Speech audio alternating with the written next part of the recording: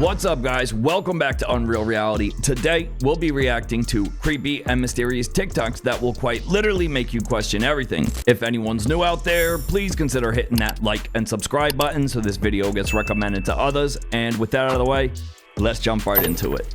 Every civilization on Earth remembers the same mysterious figures, not ordinary men but culture bringers. The Anunnaki of Mesopotamia, the divine rulers of Egypt. These were the beings that arrived before kings and taught humanity agriculture, animal husbandry, writing, law, and civilization itself. The strange part is that the oldest traditions rarely describe civilization as humanity's invention. They describe it as something given. And what does agriculture actually do? It transforms a wild population into a managed one. History is describing a process of the domestication of hunter-gatherer humans. A once wild and free human population becomes a managed one. A farmer can be counted, taxed, organized, governed. If the earth itself is a farm, the question then becomes, who or what are the farmers? And what is the actual crop thereafter on the earth? Right, we're basically just high-maintenance cattle that pays rent. Nothing says civilization quite like being counted, taxed, and governed by someone else's agenda. What if this is not really the Great Wall of China, but the Great Wall of Tartaria? The wall stretches over 13,000 miles. To put that into perspective, the entire United States from East Coast to West Coast is only about 2,800 miles wide, meaning you could travel across America nearly 5 times before reaching the full length of this wall. And according to history, this massive structure was supposedly built as far back as the 7th century BC. But here's where the theory gets strange. History says the wall was built by China to defend against northern invaders. But many sections of the battlements, the defensive openings used to fire arrows, face toward China itself, not away from it. Which makes some researchers ask a disturbing question. What if the wall was not built to protect China, but to protect something from China? And then there are the old maps. Some historical maps actually label the region north of the wall as Tartary or Tartaria, a massive territory that appears again and again in ancient cartography. In some documents, the structure itself was even referred to as the Great Wall of Tartary. Now combine that with the strange architecture, the scale of the wall, and the mystery surrounding Tartaria itself, and the theory becomes much darker. Some believe the wall is not Chinese at all, but a surviving remnant of a lost civilization that once stretched across much of Asia, a civilization later erased from history. So the question is, was the Great Wall really built by China? Or are we looking at the ruins of something much older? The deeper you look into the maps, the more the official story starts to crack. When the ancient ruins of the past contradicts the textbooks, maybe it's time we start asking new questions. Are there actually pyramids in Antarctica? A few days ago in a live, somebody asked me if I believed that there were, and I said, yeah, there just might be, because I happen to have some personal experience with them. I took these pictures just a few months ago. As you all know, I recently spent 4 months sailing from Fort Lauderdale to Tokyo, Japan, and one of the stops was Antarctica. And there is where I personally took these pictures, the closest and clearest pictures that have ever been made public of a supposed Antarctic pyramid. On February 1st, 2026, we sailed through the Neumayer Strait past Vinca Island on the way to Palmer Station, where I spotted the pyramidal structure, and I whipped out my big boy lens so I could get you some close-ups. The hills and mountains in Antarctica are very rough and craggy, but you can see that the faces of this structure appear to be very uniform, like stacked stone. The shape and the angles of the structure are pretty much an exact match for the Great Pyramid. It even appears to be flattened on top as if it was missing a capstone. And the funniest thing is that Google not only uses a doctored satellite image that photoshopped out where this is, they also erased the entire island from Google Maps. Talk about hiding in plain sight. Is it really a pyramid though? Or is it just a mountain that's really committed to being a triangle? Let me know what y'all think down below.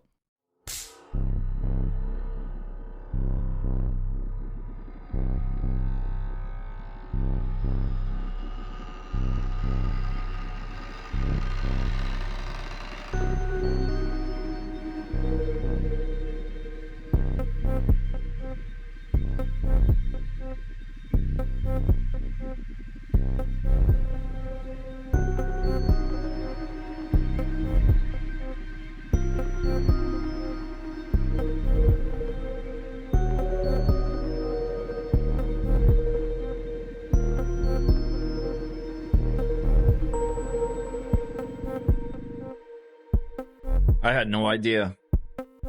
Is this real, though? Wow.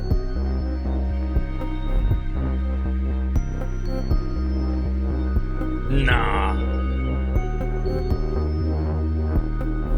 Yikes! The closer you look, the more reality starts to peel back. A single dollar bill holds more secrets than the entire history they taught us in school. So the details surrounding Oliver Tree's are just too crazy to be a coincidence. Bear with me on this. A lot of the information I'm going to relay actually comes from content creator Connecting Consciousness. So most of you know rap artist Oliver Tree passed away in a helicopter crash when his helicopter collided with another helicopter. Tragically, no one survived. And just 2 months before Oliver Tree's tragic helicopter crash, he shared the plans he had for his money after he was no longer with us. Interesting. But to start, I'm going to connect it to another helicopter crash. 333 weeks ago, we lost Kobe Bryant in a helicopter crash. And before that, interestingly enough, Kobe Bryant did a commercial for Call of Duty Black Ops that also included a helicopter crash. So pay attention to the three. Oliver Tree was just about to reach 3.3 million followers on Instagram and was just 2 weeks away from turning 33. Also in the helicopter was content creator Gasper Prim, also known as Gaspy. On Gaspy's YouTube page, you can find a short documentary that includes crashes, but in the background of one of those crashes, you see the number 614. This is the exact date of the crash that Oliver Tree and Gaspy lost their lives. Oliver Tree also just posted his 126th post, 126. Kobe's crash happened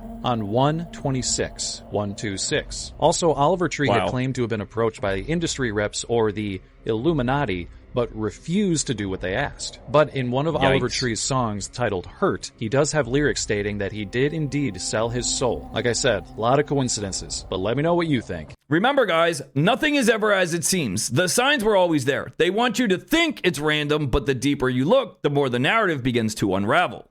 Do you believe in the Illuminati? Who? You said who? Turn that shit right on you, bro. Yeah. I do. Yeah, I know you do. I do, 100%. I know you do. I've never been invited. Yeah. That's not something I'm going to talk about today.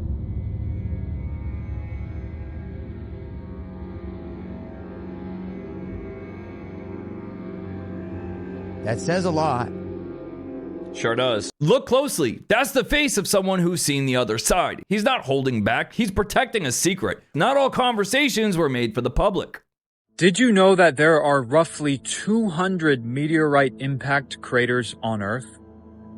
And did you know that the Bible says that there were roughly 200 fallen angels that came down to Earth and then procreated with humans, creating the giant human hybrids, the Nephilim? That's really weird, isn't it? Do you think that that is just a coincidence? Maybe, maybe not.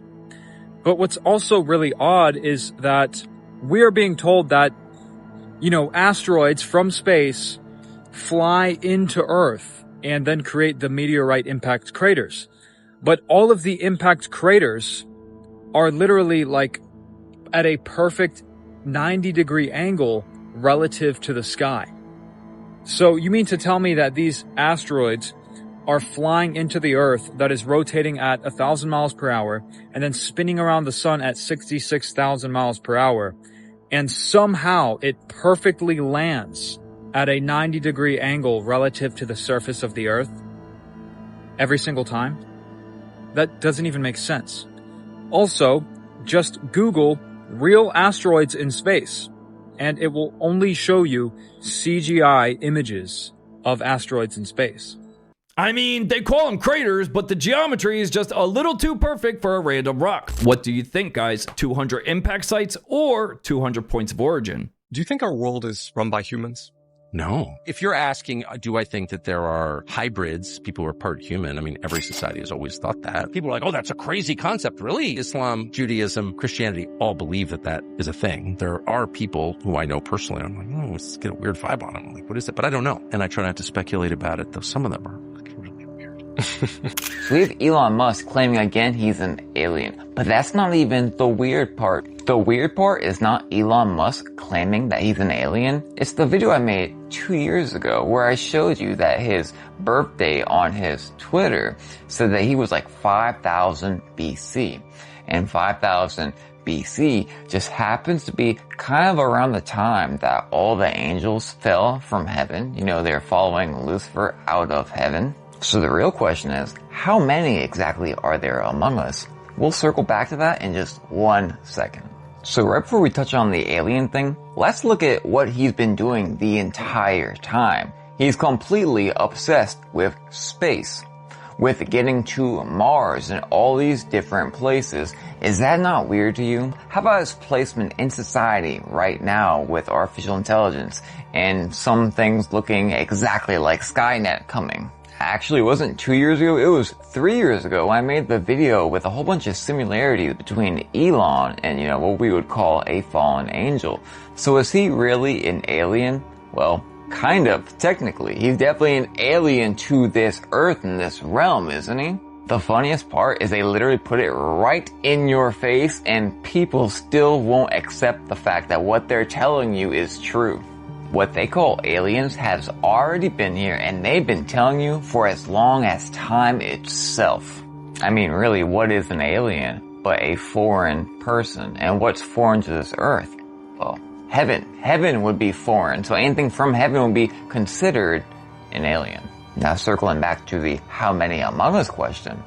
Well, The Simpsons, as we know, shows real life in the future all the time, did show this right here. Oh, he's not just from another country. He's from an entire different reality. When someone tells us exactly who they are, maybe we should start listening. What if humans are actually aliens? Think about it for a second. Whenever we imagine aliens, we picture something coming to Earth. A spaceship in the sky, a signal from space. But what if we've been thinking about it the wrong way this whole time? What if we are the ones who came from somewhere else? Think about humans compared to other animals. Every creature on Earth seems built for this planet. But us, too much sun can hurt us. Too much heat can kill us. Too much cold can kill us too. Most animals survive naturally. Humans need clothes, houses, medicine, technology, and also the only species that constantly stares at the stars like we missed something, like part of us remembers a different home. Now here's where it gets creepy. There's a real scientific idea called Panspermia. It suggests that tiny forms of life could travel through space, hidden inside asteroids or cosmic dust, meaning the first building blocks of life on Earth might have come from another planet. So maybe aliens didn't arrive yesterday, maybe they arrived billions of years ago, and maybe they became us. We're not evolving, we're adapting to this prison cell we call Earth. The most unsettling part isn't that aliens might be out there, it's that they're here right now and look just like us. They can literally haul in a UFO. What? Crazy stuff. Well, this man, his name was Prophet Yahweh. Uh-oh. That name. Red flag, red flag. But he claimed, I've been able to call in these UFOs pretty much my entire life. The news thought it would just be funny to go out there and basically make him look like a fool. Sure. The news anchor goes out there and he's like, all right, yeah, let's see it. And he's just like sitting there and I think he just does like a prayer or something. And they're like, oh, is it working? And he goes, yes, right there. And they pull the camera up. There's a literal orb in the sky. And the news anchor's like, okay, and like gets like worried. And then the guy's like, look, another one. Sure enough, another one. What? And so this man on video proved that he could call in whatever these things were. I don't think they're very good. It makes me question. When I was in early high school, I'm like, God, I just like want to just see like a sign from me. Sure enough, this star just starts moving. Okay, if you're listening to me, make it disappear. Gone. Whoa. And I asked one more time, the same thing happened. Demons and stuff, they will use signs to deceive. Then you read about in scripture where like Satan is the prince of the air. Of course he's going to make a deception in the sky. So looking back, I'm like, no, I don't know. That was so good. I think it's pretty clear in scripture to not ask for signs. Signs in the Bible are actually kind of split. It's interesting. It's like Gideon asks for 2 signs and gets them both. Yeah. There's an explicit Jesus comment of like, stop asking for signs. A little exhausting when you're like in the flesh with these people and they're constantly like, do one of your tricks. It's not a test of faith. It's a straight up trap for the desperate. Be careful what you ask for, especially when you're looking for signs in the dark. Now, most of the comments on this video think it's AI, which is understandable, but it's not. Meet the planarian flatworm. It's a carnivorous species of worm that's found in dark places all over the world. And according to scientists, they are biologically immortal. In other words, they can't die from natural causes. But not only that, they also have the best regeneration abilities of any creature on Earth. They're basically indestructible. If you were to chop one of these bad boys in half, both halves will turn into 2 completely new worms. In fact, one researcher chopped one of these up into 279 pieces. You know what happened? 279 new worms happened. You can't kill it. You can only give it teammates. But the wild part is when you chop them up into pieces, all the pieces will have the same memories. And because of that, it's raised a whole bunch of questions regarding where memory is actually stored. Moral of the story, there's a chance that the movie Venom might have been a documentary. Great. Fantastic. The Temu version of Venom minus the movie contract. Congratulations. You invented a self-replicating nightmare that never forgets where you live.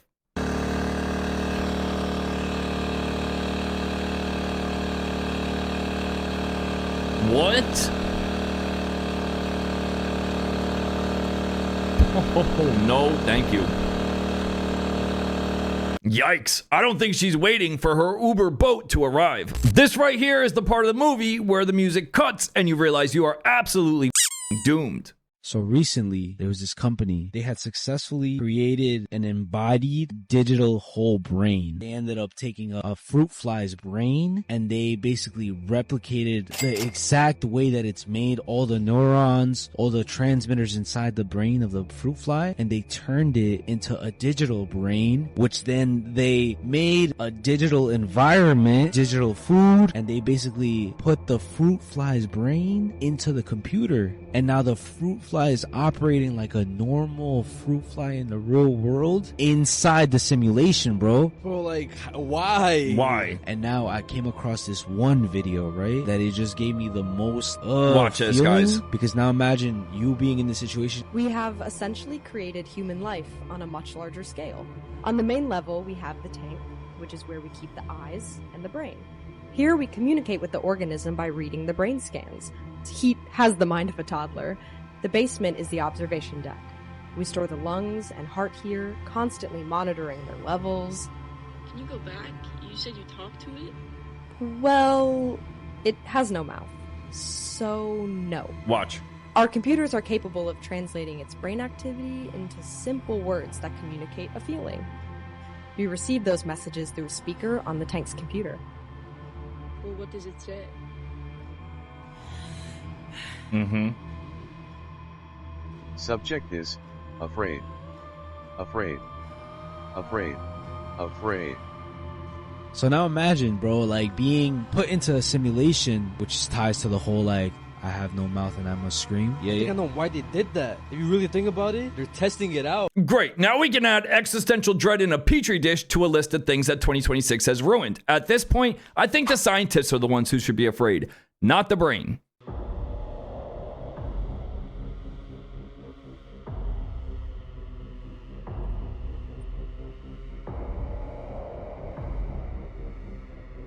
Madonna.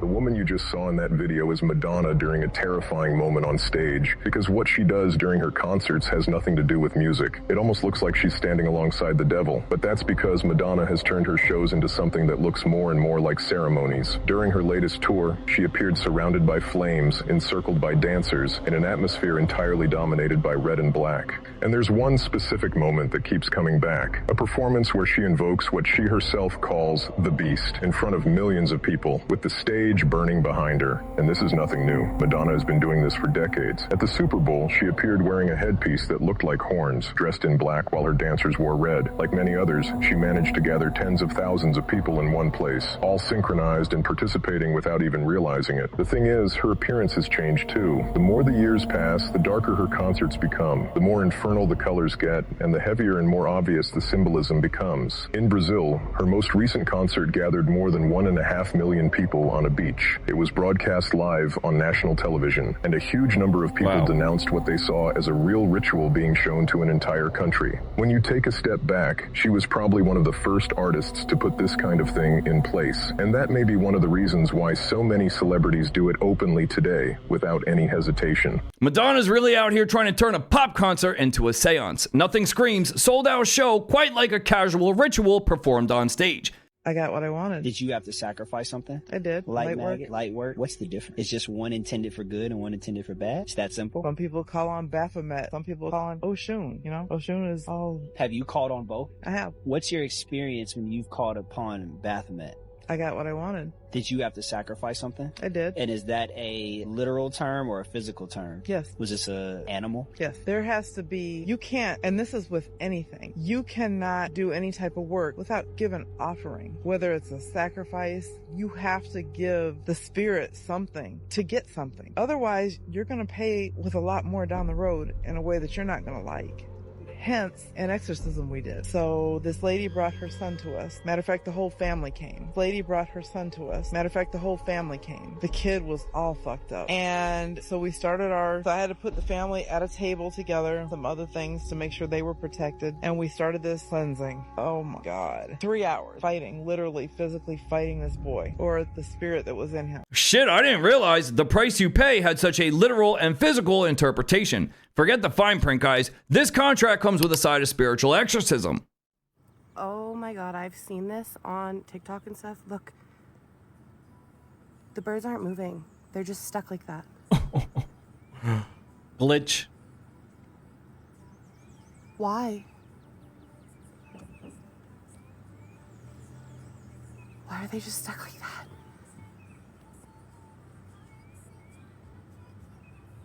What is happening? They're just frozen like that. They're not moving. Weird.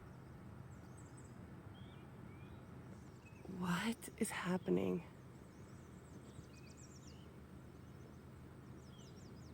Somebody please explain this. I'm tripping. Like, what? That's the craziest thing I've ever seen.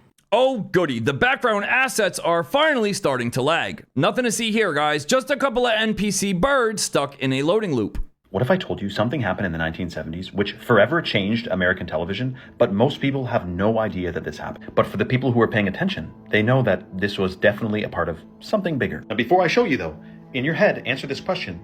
Would TV broadcasting networks ever close down or cancel a show that was wildly popular and successful?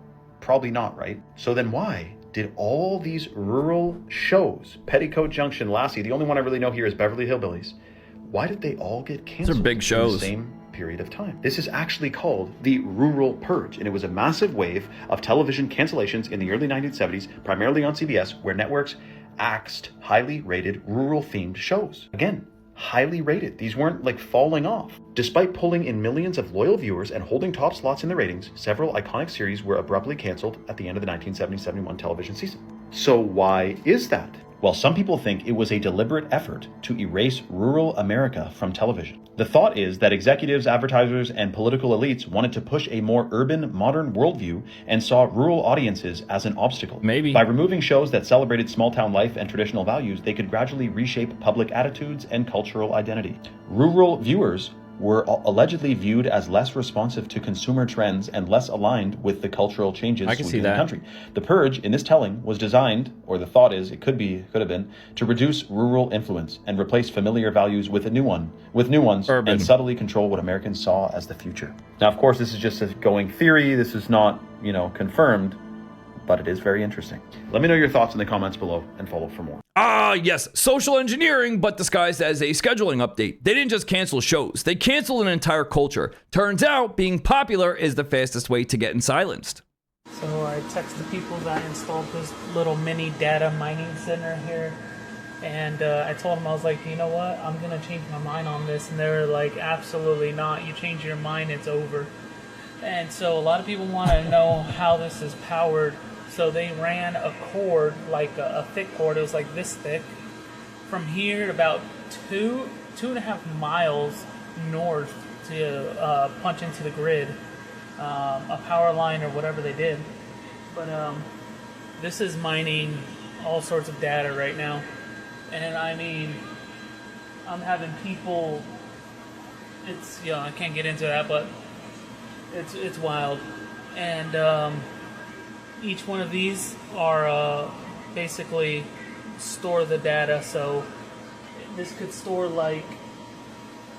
they said like 1 million years worth of data from just one person. So wow, I don't know, but I'm regretting it because they're constantly coming. Yeah, when you sign up for a side hustle and accidentally host a digital dystopian nightmare. Nothing says home sweet home quite like a server rack harvesting human consciousness. Is this going to be our generation's JFK conspiracy theory? Because when did you find out they paved over the area where Charlie Kirk got shot just 5 days after it happened? Or what Google search terms were trending in the White House region just a few days before alleged gunner Tyler Robinson is said to have sniped Kirk from a rooftop about 200 yards away? With initial claims stating the company behind the paving job was Precision Granite and Marble LLC, owned by Matt Robinson, Tyler Robinson's dad. Now later reports interjected, claiming the official contractor remains undisclosed, and somehow no one really knows who was actually behind the job. But still, why pour cement and bricks all over the crime scene of such a high-profile incident just a few days later? Which they did on a Sunday, just the most rushed and spontaneous paving contract you could ever imagine. Oh, because they claim it was part of a routine post-incident restoration and safety cleanup after investigators had finished processing the scene. Restoration and safety cleanup by permanently paving over the site with bricks? Right. I'm sure that's exactly what it was. Just like how searches for Tyler James Robinson, the full name of the main suspect behind the shooting, skyrocketed on September 12th when the police caught him. Which makes sense. Everyone wanted to know who he was and were looking him up. But if you go back just a little bit on Google Trends, we see a small spike for this very specific name on September 9th. The day before it happened. And zooming in, we see that search spike just so happens to come out of the Washington, D.C. region, where, you know, the U.S. government operates from. Kinda weird, don't you think? I'm sure it's nothing, but it doesn't end there. Because searches for the term Losi Center, which is the name of the campus building that Tyler shot from, also sees a totally random spike in search activity on September 8th. 2 days before it happened out of, you guessed it, the DC area. And again, we see the huge surge here after the rest of us found out where it happened. Or the search term Mauser 98, a fairly obscure vintage German bolt-action rifle from World War II that happened to be Robinson's very specific weapon of choice for the job, saw its own nothing to see here spike in search volume on August 27th, exactly 2 weeks before the incident. Once again, from the capital DC region of the United States. Not implying anything here, just showing you the Carfax. As a matter of fact, you can even look this up yourself to confirm. This is publicly available data on Google Trends after all. Oh wait, never mind, you actually can't, because when you search those terms within those time windows now, the data is gone. Listen guys, Google Trends don't lie, but they sure do seem to vanish whenever the government gets involved. I guess restoration is just the new corporate lingo for erasing the evidence. What if the government has underground cities built for the most powerful people on Earth? Listen. And some of them aren't even secret. It sounds like something out of a movie. A hidden city buried deep underground, complete with roads, offices, food supplies, and enough infrastructure to keep thousands of people alive during the end of the world. But according to publicly available information, places like this actually exist. One of the most famous is a facility known as Ravens Rock, also called Site R, or the backup Pentagon. Built in the early 1950s during the Cold War, its purpose was simple. If a nuclear war broke out, the government needed somewhere to continue operating. But this isn't just a bunker. According to reports, it contains offices, government facilities, a fire station, food storage, and enough infrastructure to function like a small underground city. And here's where things get interesting. The facility wasn't abandoned after the Cold War. People still work there, every day. In fact, during the attacks on September 11th, government officials were reportedly moved there as a precaution. So, if it's only meant for emergencies, why is it still so active? Why are personnel constantly going in and out? Why does a facility built more than 70 years ago continue to be maintained and upgraded? That's where the theories begin. Some believe these facilities are simply continuity of government sites, a backup plan for national emergencies. Others believe they're part of a much larger underground network connecting secret bases across the country. And then there are the more extreme theories. Claims that these underground cities are reserved for political elites, the ultra-wealthy, or even hidden programs the public knows nothing about. Mainstream evidence supports the existence of facilities like Ravens Rock, but what happens inside many areas remains classified, and that mystery keeps the speculation alive. AKA, the government's building underground cities for the elite, and we'll be stuck on the surface paying rent. I guess we know who's on the VIP list for the apocalypse, and spoiler alert, it ain't us. Out of all the ancient solstice alignments, there is one culture that actually explained why they did it. And you guessed it, it's the Egyptians. Obviously. 2,000 years before Stonehenge, they built Nabta Playa. The things aligned to the solstice, the equinox, and the same stars that the Giza Plateau is aligned to. There's a very important document and a very important hieroglyph explaining why they did this. This particular one is called the Papyrus of Queen Najmet. And right under that is what happens when you shine light through a sphere. This was apparently very easy for the Egyptians. The angle of a rainbow is in the hidden angle of the Great Pyramid, and the Great Pyramid itself is the same refractory angle as a sphere. Wow. Back to the papyrus, the angles of those lines are actually the summer and winter solstice. You can get these guys by building a monument or using landmarks. And if you think the female bending over the monument looks weird, that's not a female. That's the deity Nut, representing the cosmos. In our example, she's over Nabta Playa. You actually need 4 points to triangulate anything, and the solstice and equinox provide 4 reliable points. So yeah, it's a seasonal calendar, but it's also a celestial GPS. Seasonal calendars can be obtained using a really long stick. Solstice and equinox shows you where to point. When we look at the stars, we have 12 windows. That's the maximum amount of times you can perfectly divide a sphere. That clue was actually given to us by those weird Roman dodecahedrons. The papyrus shows 12 deities guiding the queen through this network. It's explicitly stated that it's a communication protocol, not a physical protocol, a conscious protocol, like your computer address accessing the internet. That papyrus is from the Book of the Dead. I break it down using a more scientific lens in cryptex. Science calls it a seasonal calendar, while the ancients, they called it a celestial GPS. I'm not saying they had internet, but these communication protocols are quite literally making me question everything. That's all I got for this one. Leave us a comment. Let us know your thoughts. Smash that like and subscribe button. Fam, we're on the road to 200,000 subscribers this year. Go sub. The members group is open. Come join, and we'll see y'all in the next one. Peace.